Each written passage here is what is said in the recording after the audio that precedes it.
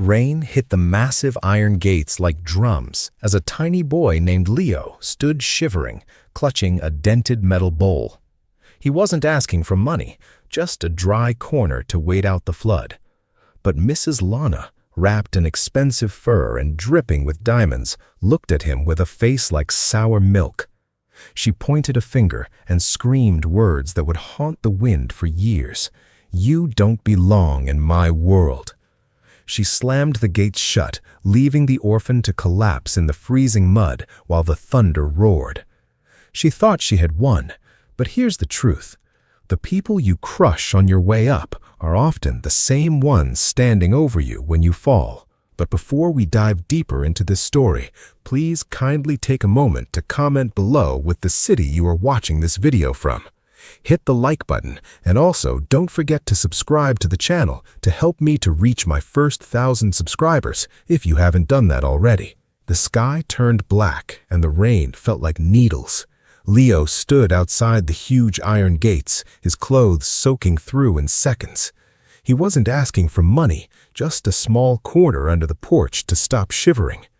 In his hands, he clutched a dented metal bowl, the only thing his mother had left him.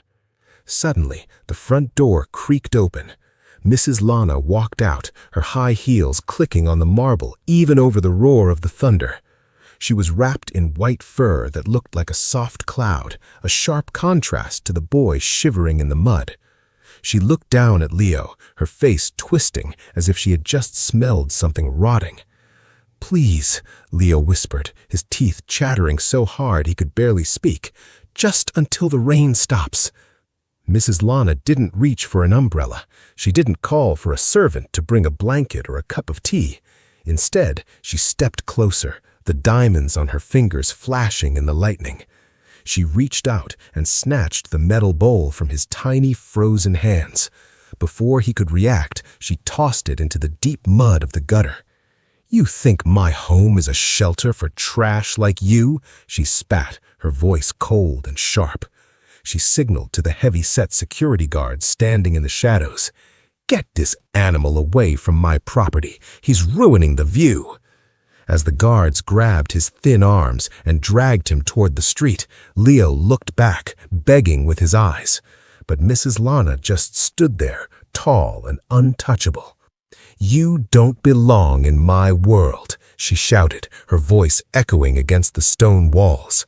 Then she turned her back and stepped into the golden warmth of her foyer. The heavy iron gate slammed shut with a heavy metallic bang that sounded like a prison door. The lock turned with a final heavy click, leaving Leo alone in the freezing dark. He crawled toward his bowl in the mud, his small fingers digging into the wet earth. Mrs. Lana thought she was just clearing her driveway. She had no idea she had just started a countdown that wouldn't stop until every single thing she owned was gone. The sky never really stopped that night. It just turned into a cold mist that felt like needles on Leo's skin. He clutched his dented bowl, his only link to a life that was now gone, and wandered into the dark where the mansion lights couldn't reach him. His stomach wasn't just empty, it felt like a heavy, aching stone sitting in his gut. He eventually found a small space under the rusted beams of a city bridge, laying his head on a piece of wet cardboard that offered no warmth. Sleep was a trap, because every time his eyes drifted shut, the sound of heavy footsteps on the gravel would snap him wide awake. One night, the shadows under the bridge moved in a way that made his heart race. 3 older boys stepped into his home, their faces twisted with a mean kind of boredom. They didn't want his empty bowl, they just wanted to show him that on the streets there is always someone bigger and crueler. Leo didn't fight back because he had no strength left. He just curled into a ball, his ribs taking the hits while he stared at the mud, waiting for the pain to finally stop. Mornings were spent scavenging through the trash behind expensive cafes, hoping to find a half-eaten bagel or a bruised apple. He watched people in warm coats walk right past him, their eyes sliding over him as if he were just another pile of garbage on the sidewalk. He was learning the most brutal lesson of the streets. You are only invisible until you become a problem. But every time the cold felt like it was going to freeze his heart, he looked at that dented metal bowl. It became his fuel. He learned to read the city, to find the hidden steam vents that kept him from freezing, and to stay in the shadows where no one could see his eyes. He was a ghost in their world, but ghosts have a way of coming back to haunt the living. While Mrs. Lana was sleeping in her silk sheets, Leo was becoming something she could never imagine. Leo didn't wait for a miracle. He built one out of the trash he found every morning.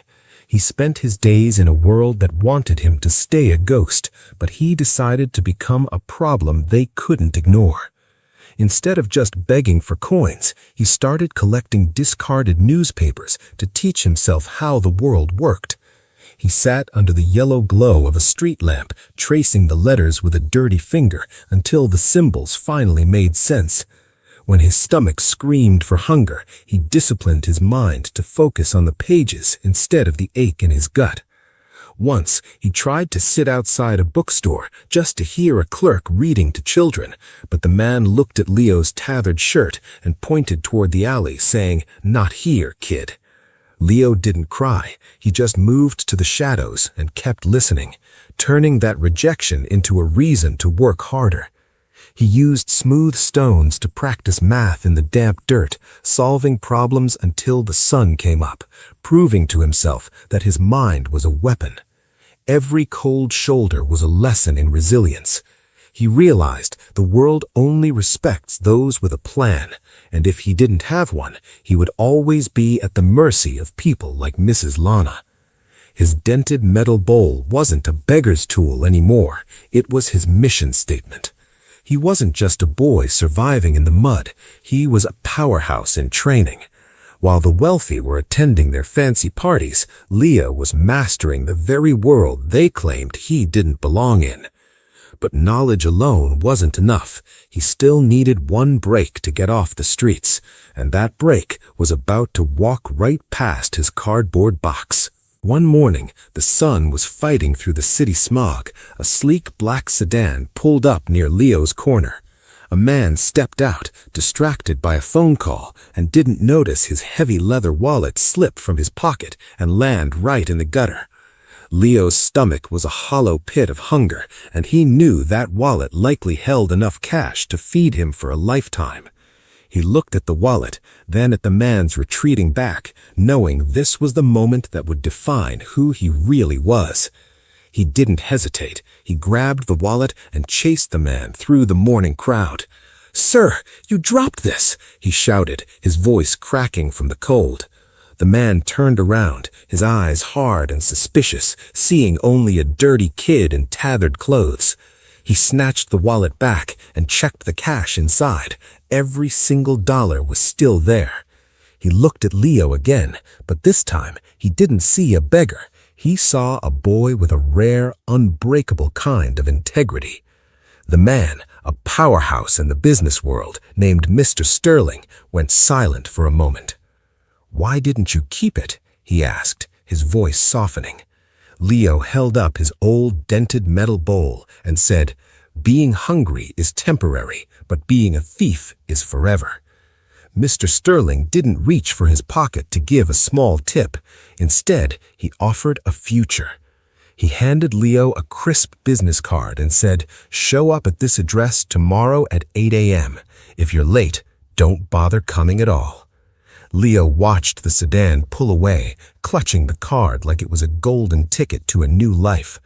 An open loop had been created. Could a boy who slept on cardboard really learn to run the city? Mrs. Lana was still sipping tea in her warm mansion, but the boy she threw into the mud was finally standing up to take it all away. The days of sleeping on cardboard didn't just end. They were buried under a mountain of focus and cold ambition. Leo didn't just climb the social ladder, he built a whole new one from the ground up. Within a few years, the boy who used to scavenge for half-eaten bagels was negotiating deals in boardrooms that overlooked the entire city. He became a ghost in a different way, the kind of powerful figure everyone talked about, but no one truly knew. He traded his tattered rags for suits that fit like armor, but he never let the comfort make him soft. Every morning, long before the sun hit the skyscrapers, Leo was already at work, mastering the numbers and the people. He developed a self-control that was almost scary. While other rich men spent their money on fast cars and noisy parties, Leo stayed a student of the game. He watched, he listened, and he waited for the right moment to strike. In his high-floor office, there was only one thing on his desk that didn't belong in a world of million-dollar contracts: that old, dented metal bowl. It sat right next to his sleek computer, a constant reminder of the night the iron gates slammed shut. When his staff asked about it, he just gave them a quiet, dangerous smile. He wasn't just building a company, he was preparing for a meeting that had been 15 years in the making. His influence grew until he didn't just have money, he had the power to change lives with a single signature. He was no longer the boy begging for a dry corner. He was the storm itself. But even at the absolute peak of his success, he kept his eyes on one specific address. He knew that while he was rising, Mrs. Lana's world was quietly starting to rot from the inside. The open loop was almost ready to close, and the most satisfying part of his plan was finally within reach. While Leo was building his empire, Mrs. Lana's world was quietly rotting from the inside. Her husband had a secret that moved faster than the storm that night 15 years ago, a gambling addiction that was swallowing their life whole. It started with late-night phone calls and sweaty palms, but soon the family fortune was disappearing into bad bets and lost hands. Lana didn't notice at first because she was too busy acting like the queen of the city, but then the servants' paychecks started bouncing and the massive house grew strangely quiet. The expensive white fur she once wore to humiliate Leo was sold at a pawn shop just to keep the lights on. The diamonds she used to point at the orphan were ripped from her fingers to pay off men with cold eyes and heavy debts. Status is a fragile thing, and hers was vanishing faster than the morning mist.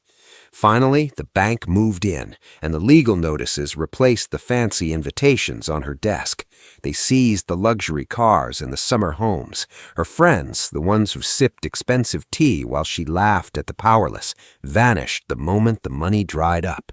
Mrs. Lana was left standing in her empty foyer, the sound of her own breathing echoing against the bare walls.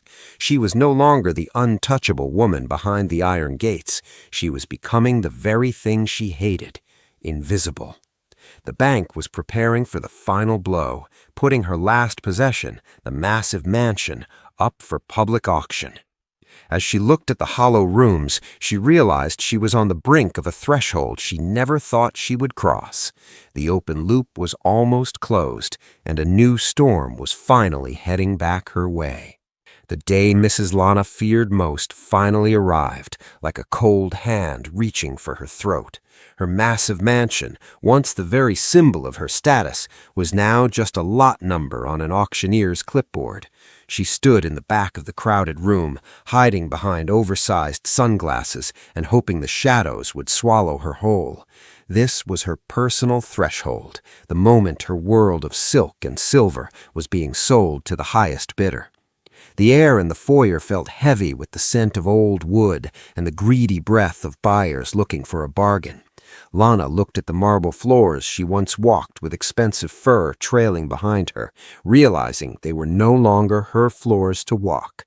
Every person who walked past her seemed to sense her fall, their eyes sliding over her like she was just another piece of discarded furniture.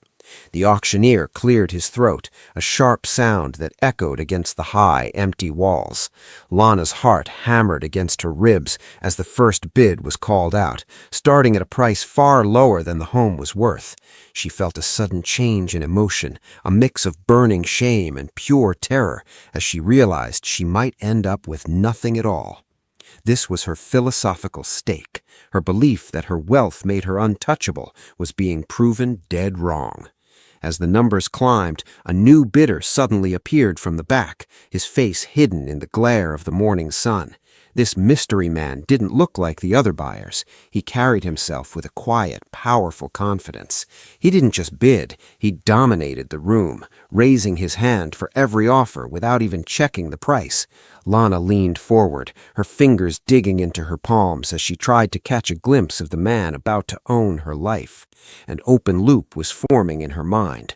Who was this stranger, and why did he want this specific house so badly?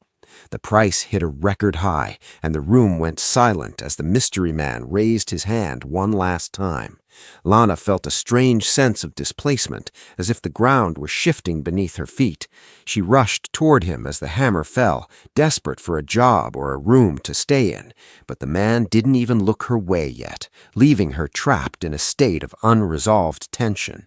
The auctioneer's voice was a rhythmic drone, calling out numbers that felt like nails in a coffin. Mrs. Lana stood in the corner, her hands shaking so much she had to hide them in the pockets of her thin coat. This was it. The very walls that had protected her from the trash of the world were being sold to the highest bidder.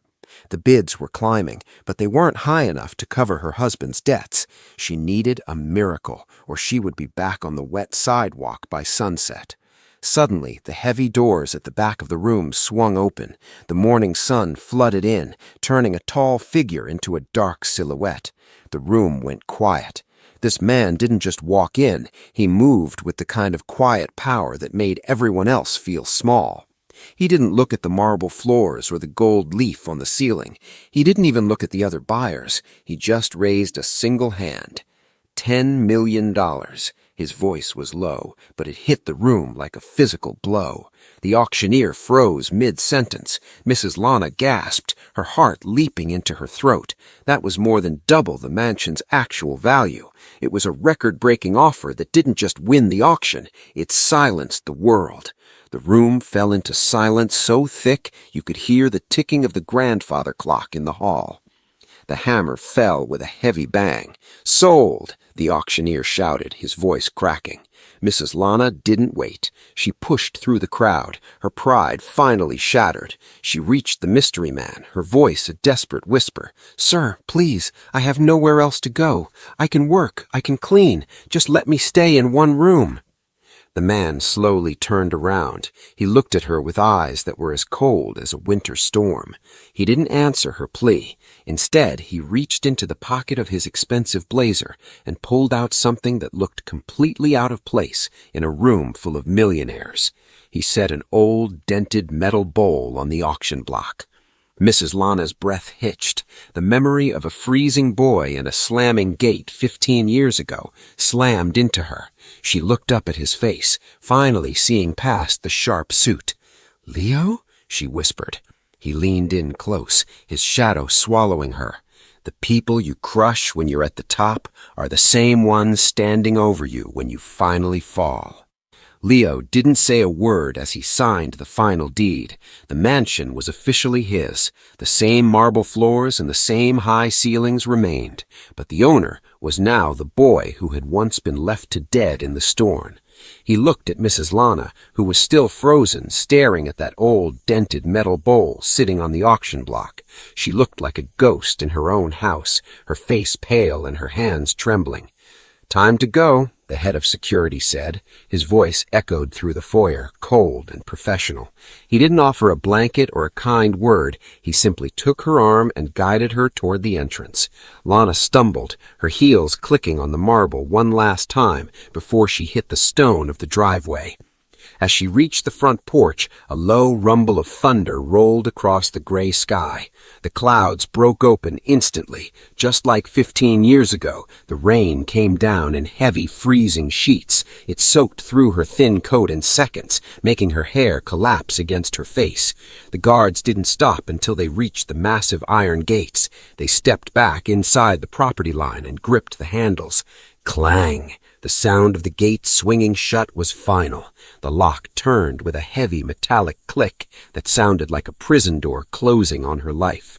Mrs. Lana gripped the iron bars, her knuckles turning white as she looked through the gaps. On the other side, Leo stood under the dry porch, watching her through the downpour. He didn't look angry. He looked like a man who had finally balanced a very old debt. She was shivering now, her teeth chattering as the freezing mud seeped into her shoes. She looked down at the sidewalk and realized with a jolt of terror that she was standing in the exact same spot where Leo had collapsed all those years ago. The world had flipped. As the lights of the mansion dimmed, she realized she finally understood the weight of her own words. She truly didn't belong in his world.